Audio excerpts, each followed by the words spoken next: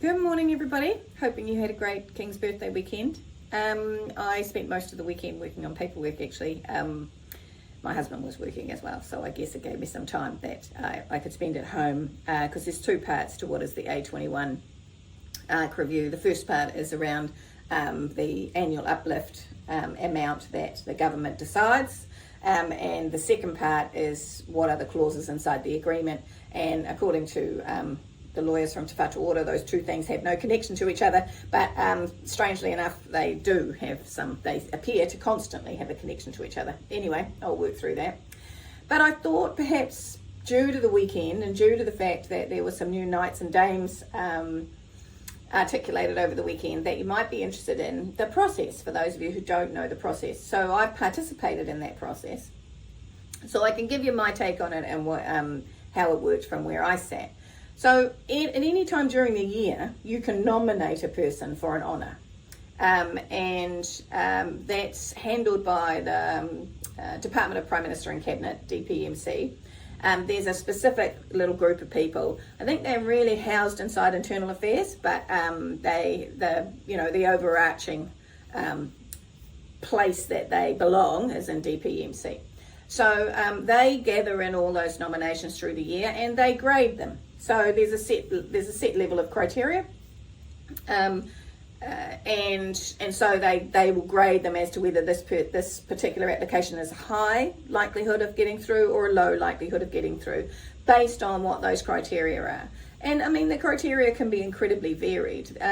Generally, the recipients are older, and that's because what's being recognised is a lifetime of service or a large number of years of charitable work or dedication to particular things.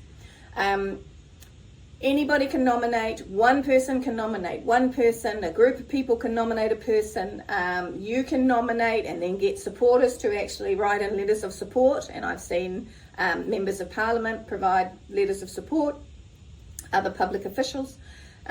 So you can do that at any time during the year, and they'll be catalogued up for the next Appointments and Honours Committee. And for Cabinet, there is an Appointments and Honours Committee, and that is chaired by the Prime Minister. Well, it was when I was there. And so all of the ministers in the Appointments and Honours Committee get together and go through the folder, and this is a few months before the announcements have to be made. They go through the folder that has been put together by that small little team, and it's sort of broken. And when I got it, it was broken into it wasn't actually, it was really just all across the board. So sorry, it wasn't broken into at that stage. And then we go through each and every one of them. If a minister is aware of an individual, knows an individual, they should declare it. If they know anything about the individual that might be embarrassing to the government or the Crown, should the person receive an honour, and then it is uncovered that actually there was something that was unsavoury there, then it's the responsibility of ministers to declare it. If they know positive things about the person, it's also good that they can articulate that. No one person gets to make a decision about who goes forward, the whole group does. And so you start to narrow down the group of people who are sort of, ending up being finalists, I suppose. And in the period of time when I was there, it was quite important that we had geographical spread. We wanted to gender spread. We wanted to make sure that there were a variety of sectors and industries and so on and so forth that were being acknowledged.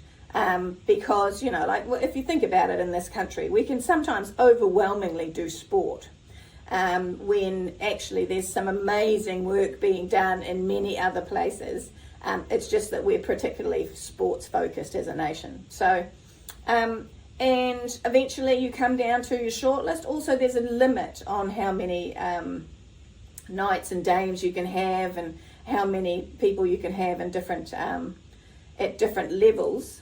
So sometimes you have only two places, so you can only pick all of the people nominated. You can only pick two people, and those nominations don't necessarily drop out.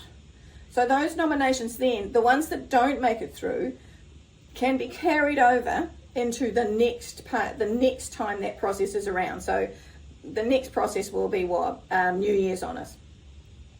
And then that sort of final list is agreed and approved, and then it's given to the Governor-General, because these are the King's Honours, these are the Crown's Honours. There are some traditions that they're not written down as have to happen, but there are some traditions, and one of them is that the Speaker of the House, who has just vacated the chair, is made a knight. And I deliberately didn't say dame, because there's only ever been one dame in the chair, and just for my own little personal bent, it's about time we had a woman back in the Speaker's chair full time. And Tolly was the Assistant Speaker, but it would be really nice to see in my lifetime that there was actually another female Speaker. We had one once, the men used to say to me. Well, we've had a large number of males, and they weren't all necessarily that flash either, so let's just see if we can manage to achieve that in the next couple of decades. Okay, see you, bye.